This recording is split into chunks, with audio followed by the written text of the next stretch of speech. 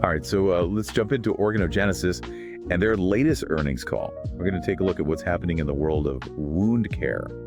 Yeah, and it's a pretty interesting story right now because this company is right in the middle of like a huge shift in their market, and that's all thanks to those new LCD regulations. Okay, so LCDs, local coverage determinations. Yeah, exactly. So basically, these LCEs decide, what Medicare will and will not cover when it comes to certain treatments and procedures, and that obviously has big implications for a company like Organogenesis. Okay, so right off the bat, we know that LCDs are going to be a key part of this whole story. Absolutely. And just to kind of set the stage here, Organogenesis actually beat revenue expectations this quarter. They brought in $126.7 million. Wow. Yeah, it's a 27% jump year over year, and that growth is mostly driven by their advanced wound care segment. Okay, that's a pretty impressive leap. So are they like celebrating this win? Well, not exactly. There's definitely a sense of caution in the air because of all the uncertainty surrounding these LCDs.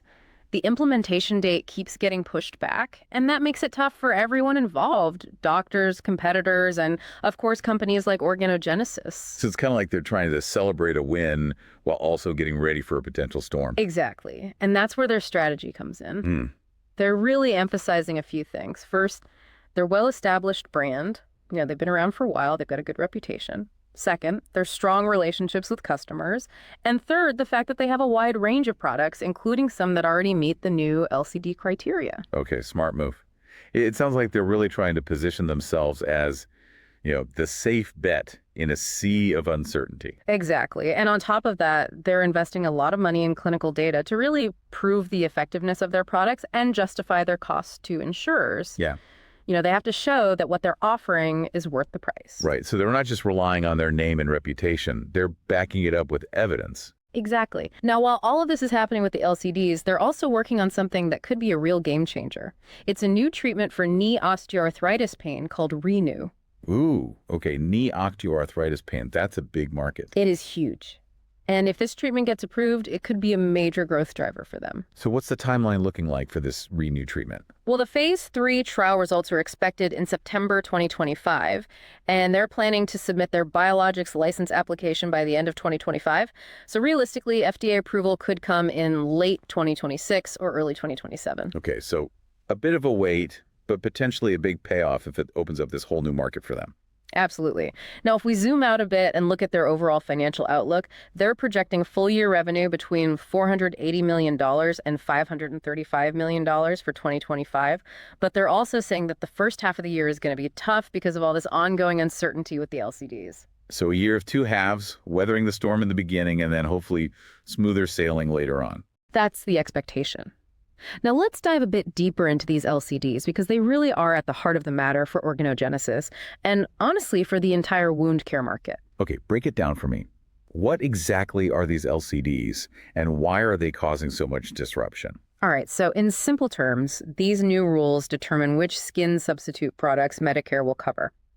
And the problem is there have been multiple delays in their implementation, which has created a ton of uncertainty for everyone involved. Yeah, I can imagine that's causing headaches for everyone, especially for doctors who need to know what treatments they can actually prescribe. It is a real mess. And here's where it gets even more interesting. Organogenesis is actually in favor of these LCDs, but there's a catch. Okay, there's always a catch. What is it? They believe that the criteria for coverage should be broader. They argue that it shouldn't just be about clinical trial data, but also about real-world evidence. That makes sense. Yeah. Clinical trials are very controlled environments, but real-world data shows how a product actually performs in everyday practice with real patients. Exactly. They're saying that looking at both types of data would give a more complete picture of a product's true effectiveness.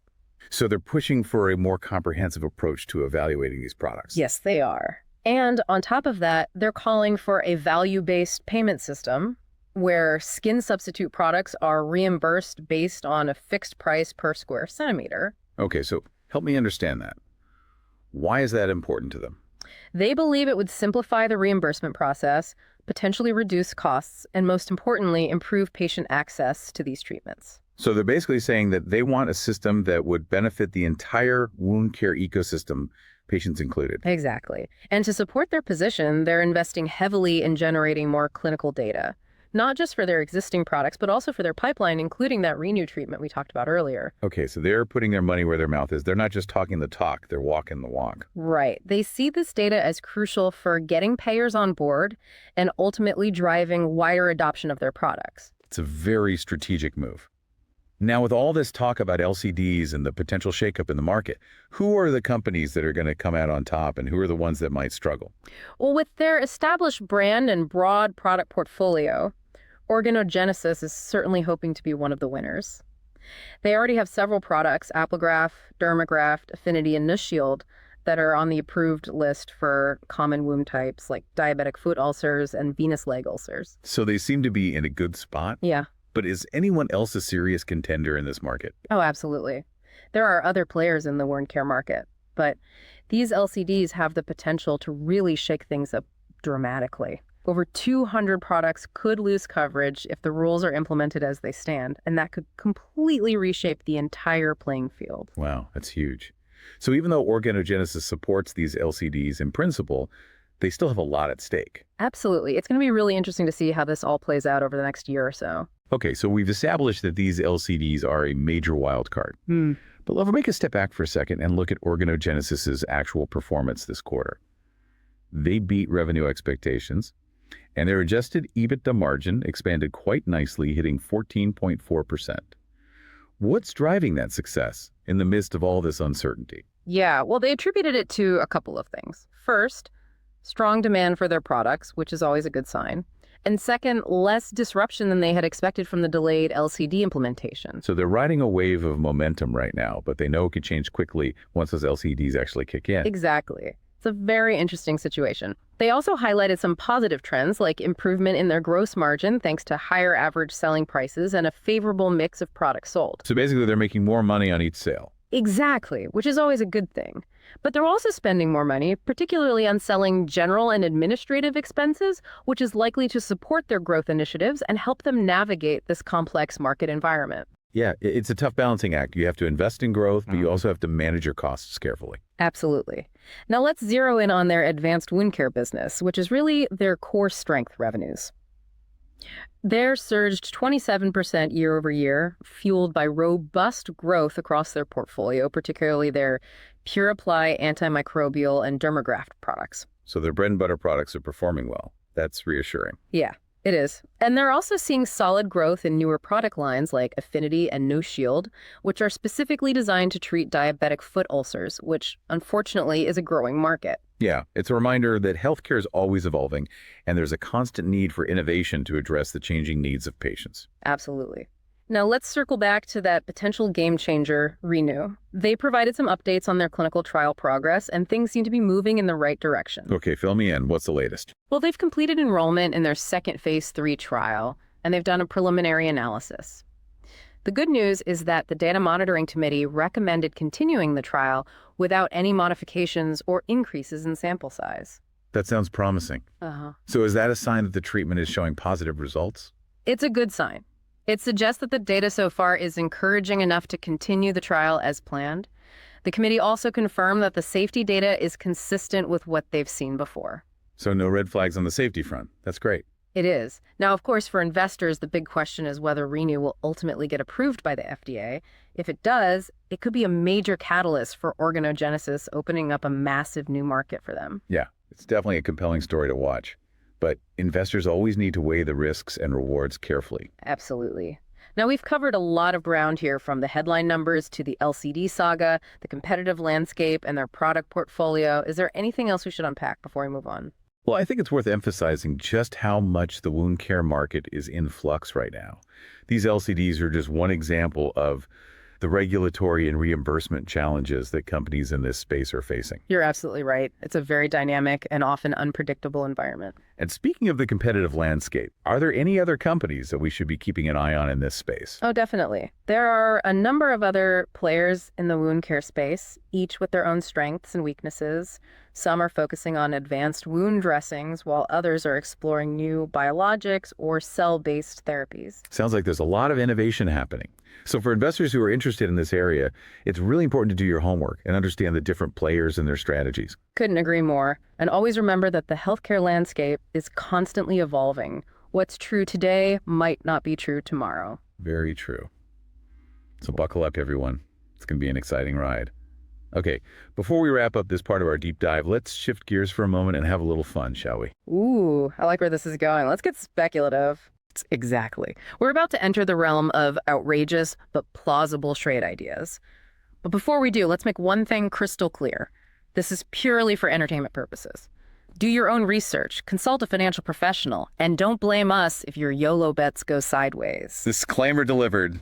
Let's get wild. All right, so given all the market turmoil surrounding Organogenesis and these LCDs, it seems like there could be a unique opportunity here for a contrarian investor, someone who's willing to get against the crowd. Interesting. So what kind of crazy but potentially brilliant trade idea are you cooking up? Well, what if we considered a bull call spread on ORGO? A bull call spread. Okay, Yeah. I'm listening. So the thinking here is that if the company can successfully navigate this whole LCD transition and they deliver positive data on that renew treatment, the stock could see significant upside.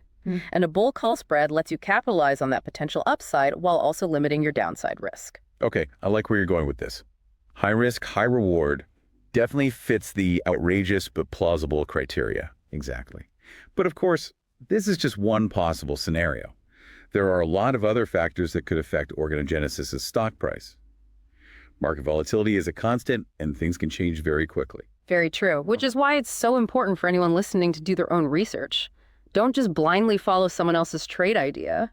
Couldn't agree more. The best investments are the ones that are well-informed and aligned with your own individual risk tolerance and your investment goals. Words to live by. All right, folks, that wraps up part one of our deep dive into Organogenesis' earnings call.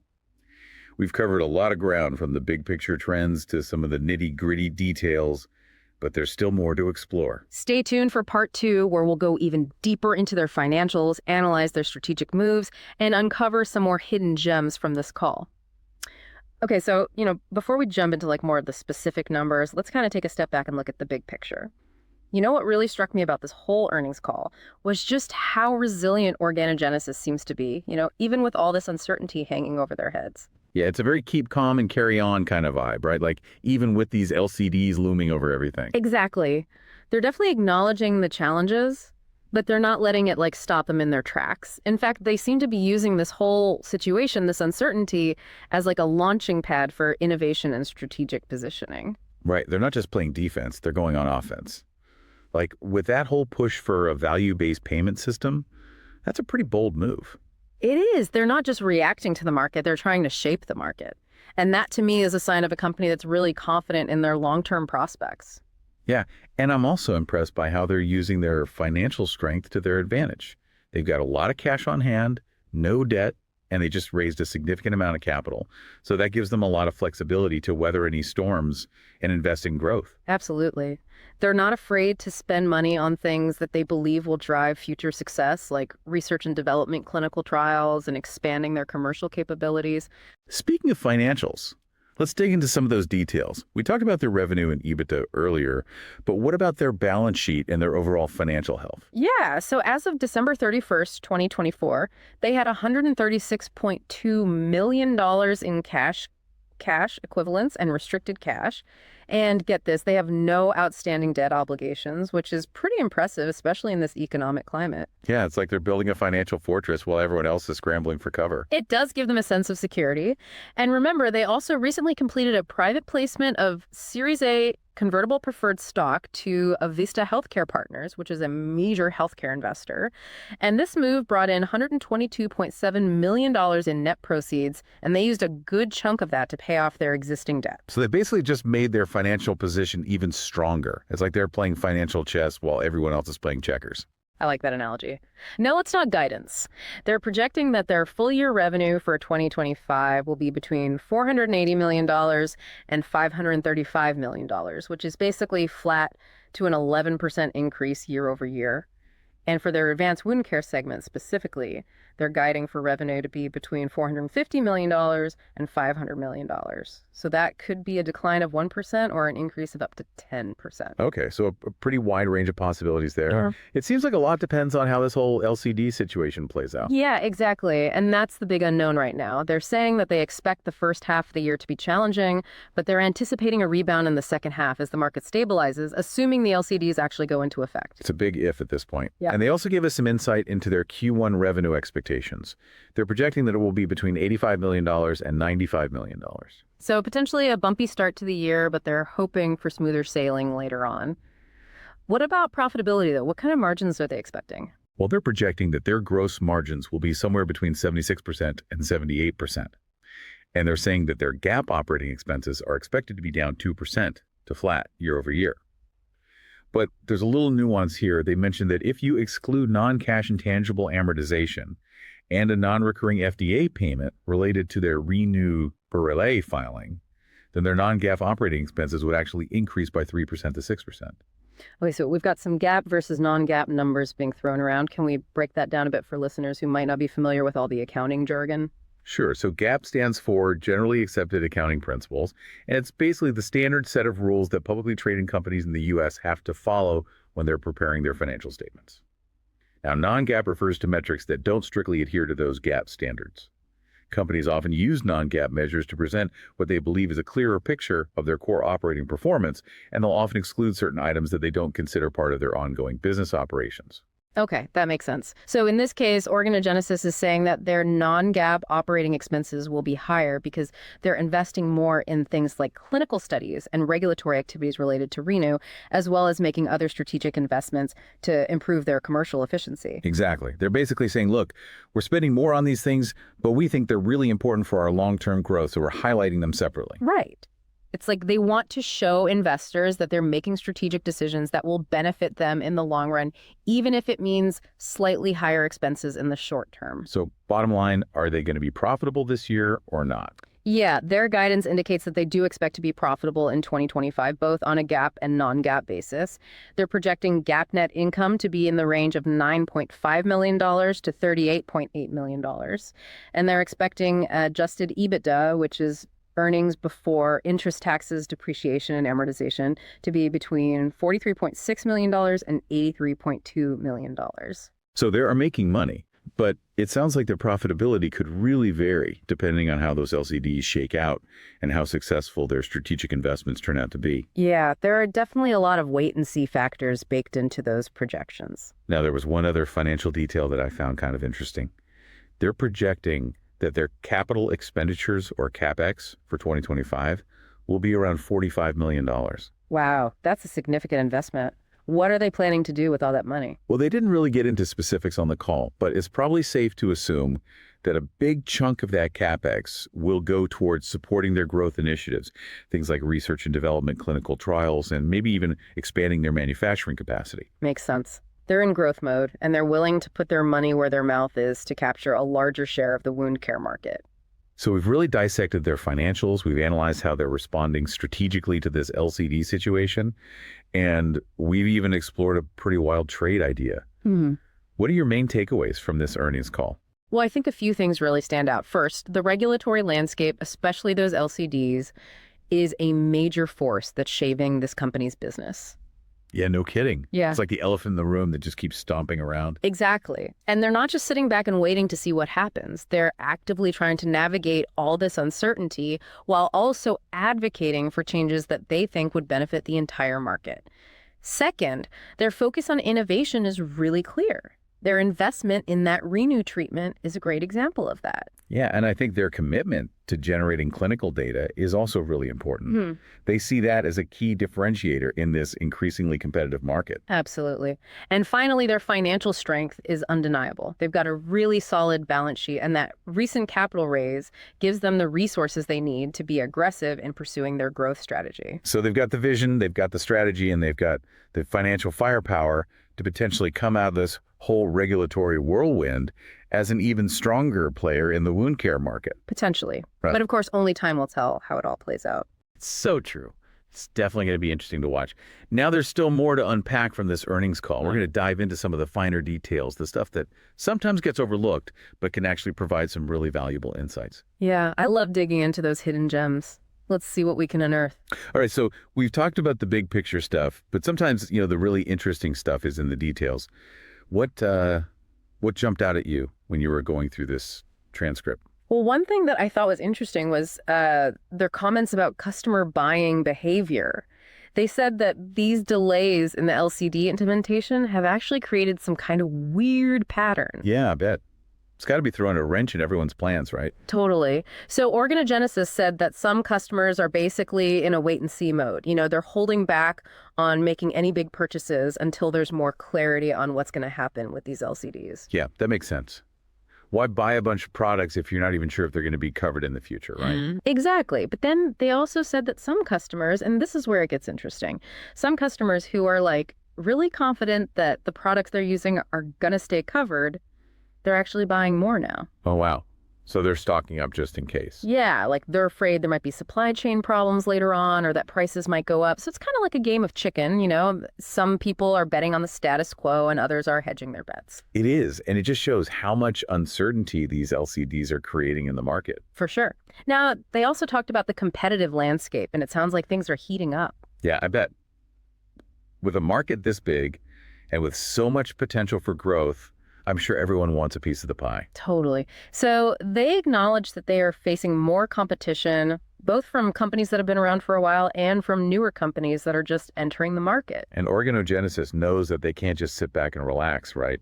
Right. They have to keep innovating. They have to keep investing in clinical data, and they have to make sure they're taking care of their customers.